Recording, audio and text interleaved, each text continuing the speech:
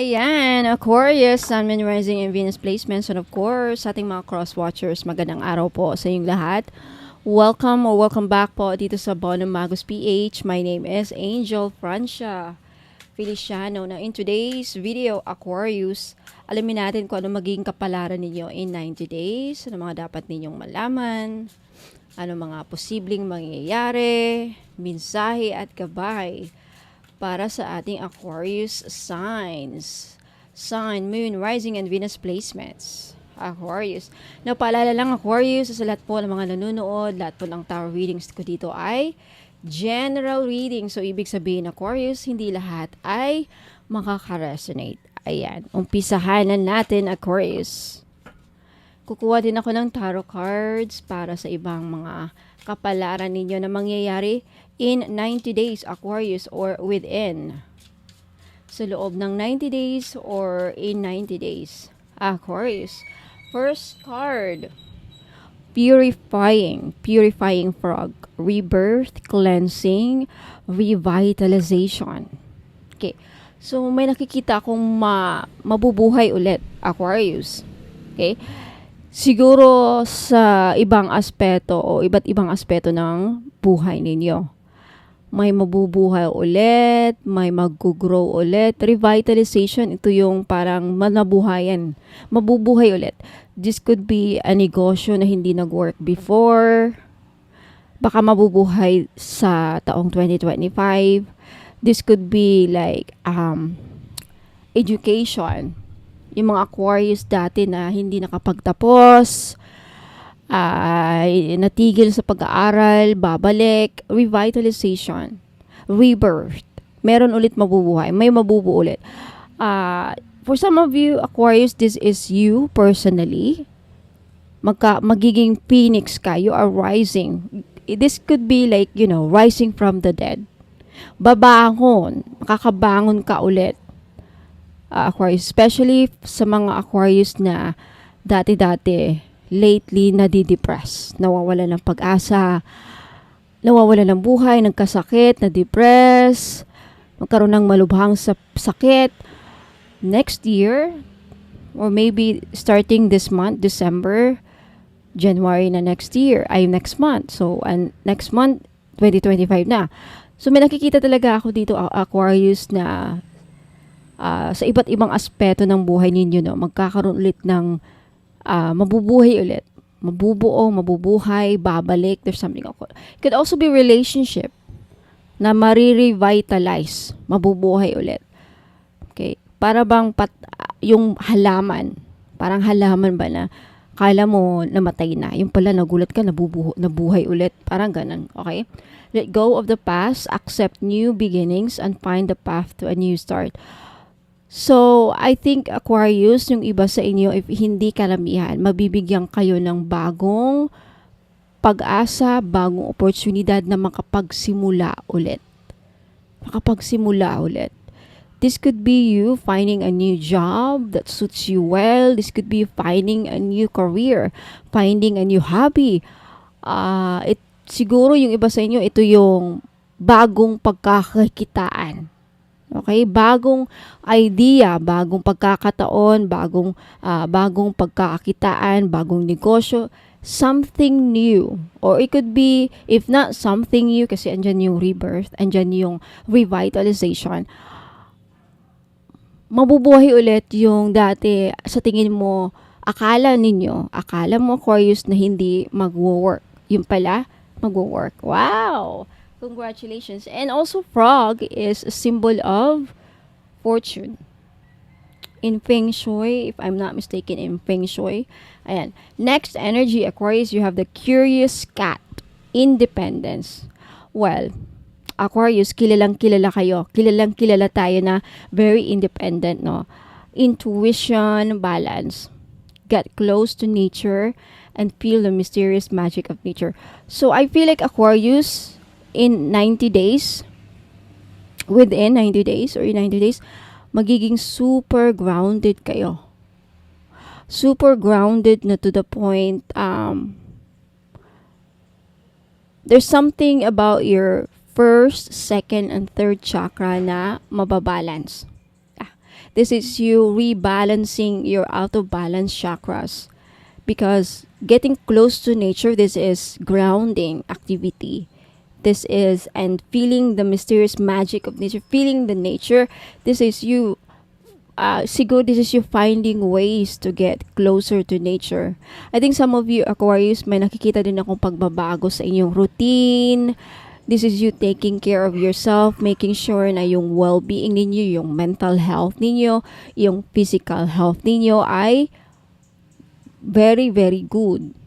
In 90 days, may pagbabago sa iyong physicality, mentality, your spirituality, and emotional part, emotional aspect, lahat na. So, kabuuan, your whole well-being, mag-i-improve. Because of this balance, magkakaroon ng balance, especially sa mga chakras ninyo, Aquarius. Okay? Congratulations, because meaning to say, if you are in balance, you are in harmony with the universe, you're in alignment with the frequency of the universe, which is the universe bringing you a lot of opportunity, bringing you good fortune, bringing you success. No? Congratulations. Next energy, Aquarius, you have the happy dragonfly, expression, joy, and understanding. May nakikita akong darating sa buhay ninyo, Aquarius. May mangyayari in 90 days or within 90 days kung saan ikakatuwa mo o magbibigay sa iyo ng malaking saya, happiness, and joy. Glittering and flying fairies, show me the way to my deepest desires. Wow.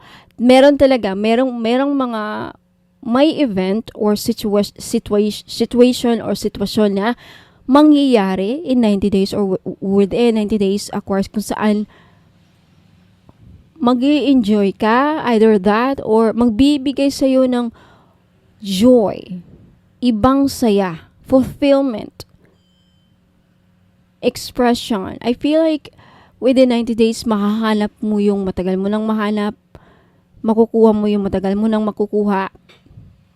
Glittering and flying fairies is like magic. This could be miracle happening in your life. This could be the blessings na matagal mo lang gustong matamasa. This could be anything. Something that will bring joy into your life. I don't know.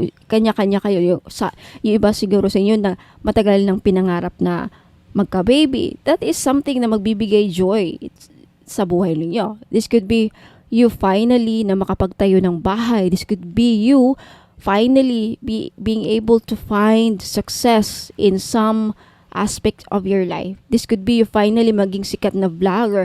Something that will bring joy in your life, Aquarius. Tandaan nyo yan. Something. Happy dragonfly. Na to the point, ang dragonfly is bihira lang. This is something rare. Maybe unexpected pa na hindi nyo inasahan na mangyayari. But mangyayari.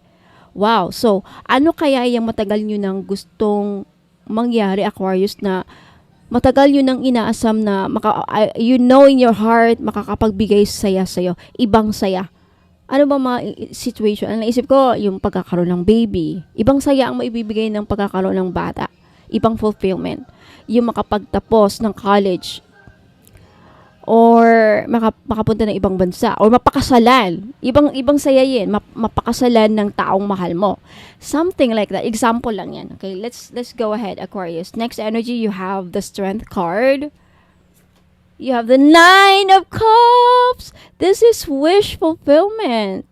Aquarius, congratulations. Talagang joy and fulfillment matutupad. Mangyayari in 90 days. And you have the Star. Wish. Talaga namang wish fulfillment. The Fool. This is starting a new life. See? Lumabas ulit. This is you taking that leap of faith. Freedom. Freedom. Pagkakaroon ng freedom. This could be financial freedom. Freedom from suffering. Freedom from mental distress.